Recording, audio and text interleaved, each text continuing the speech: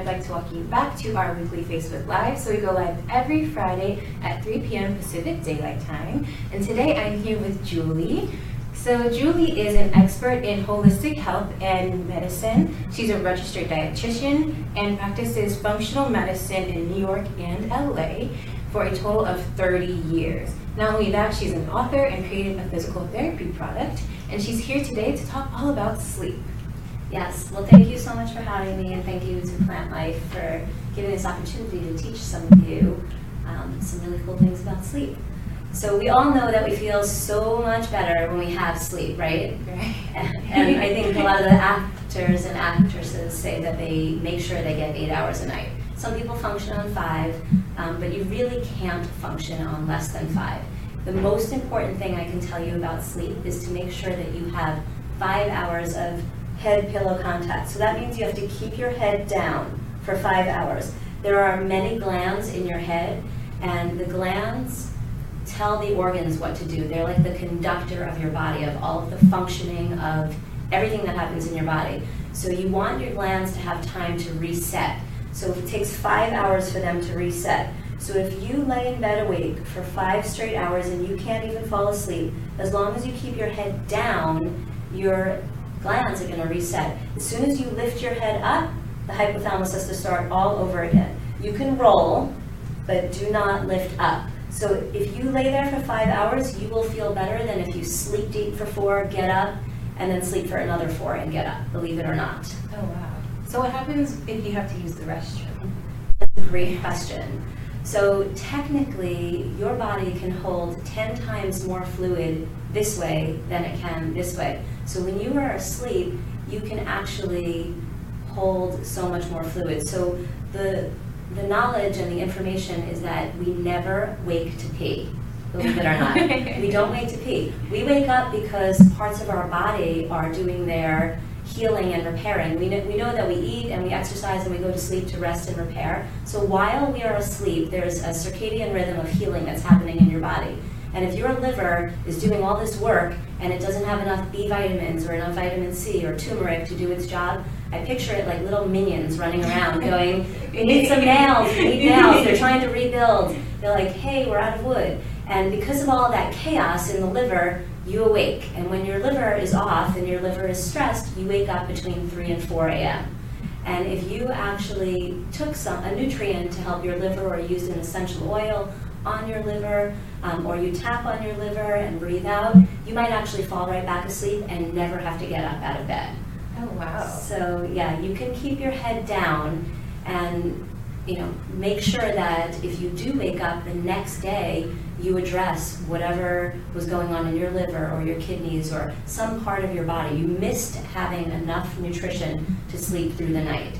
So we never wake up to pee. Keeping your head down for the whole 5 hours, the most important thing I can tell you. And part of that is because when you get up and down, I already mentioned that your glands are not going to work correctly and they're not going to tell your organs exactly what to do, but your blood sugar is also off. And when your blood sugar is up and down, not only do you feel terrible and also crave junk food, but you also store fat. And unless that's something that you want to do, I would suggest that you try to keep your head down. Do you want to store fat? No, thank you. Okay. So I will keep my head down. Yeah, so let's all keep our head down. And so now let's talk about the difference between falling asleep versus waking up, right? So we just talked a little bit about waking up and that it's either your liver, your gallbladder, your kidneys, part of your digestion. There's something going on that is awaking you, those little minions. But if you can't fall asleep at night, or if you could lay there and feel like you're asleep but you hear a fly go by or you hear every little noise outside, that is usually your gallbladder. And so especially for women, the gallbladder is considered the organ of fear, and for whatever reason, women between age 30 and 60 always have gallbladder stuff going on. And so the gallbladder is this it's like a tiny little circle, and it's connected from the liver with this teeny little thin valve, and the liver is like gigantic, doing a million things. So the liver is doing a million things, and it's trying to shove it through this little tube to the gallbladder, and it just gets jammed and stuck. And so if your gallbladder is not working so great, you will have a hard time falling asleep. So you could address that nutritionally, and you can take out some of the fat in your diet, because that's the gallbladder's job. And you can also tap on your gallbladder, which is right down on the bottom of your right ribs. So in case you can't see, I'm just tapping on the ribs over here. Tapping is kind of like when you beat out a pillow that's on your outdoor cushion and all the dust comes flying out. It just moves some of that stuff around. It gets the stagnation going. And sometimes just that alleviates your gallbladder. Another thing you can do, there's a gallbladder meridian right behind the ear. You can do the same thing. You can tap there. Right here? Yeah, just tap on there. And then I call this the swipe. You take your hand, and so you're kind of stirring up all the energy and moving it around. And then you're swiping out all the energy, your whole arm. This actually comes from Reiki, and they use it in Tai Chi. So it's an ancient technique. And if that is not something that you're able to do, or even if you can do that, of course you can use some amazing essential oils to help you fall asleep. Do you have a favorite that you use? Yes, so my favorite is Sleep Tight. I love to diffuse it while I'm sleeping, or I'll keep it like on my bedstand. If I do want to apply it topically, just mix it with a little carrier oil and kind of right behind the ears to help me lay my head all the way down now. So I don't Excellent. I love the idea of diffusing it while you're asleep. That is such a great idea. It's also probably that white noise sound or that gentle, soothing feeling. Oh, definitely, yeah. So that sounds great. And I do love Sleep Tight oil. It has lavender and valerian in it, which are two of my favorites. I've been using them for years to help people fall asleep. In fact, I use those every night. Oh, really? I didn't know about Sleep Tight then, Yeah. but I used those every night when I was pregnant with my son. To just fall asleep when you're like big and bulky. You need your rest. Yeah, it was really helpful. So I love that idea. So definitely try some essential oils. And you mentioned a carrier oil. Do you have a favorite? So my favorite, if I just want to apply something quick and easy, I will use sweet almond. It is on the cheaper side, so you do get to save a little bit of money, and you have the amazing aroma of your essential oil, so you don't have to worry about conflicting smells going on when you apply it.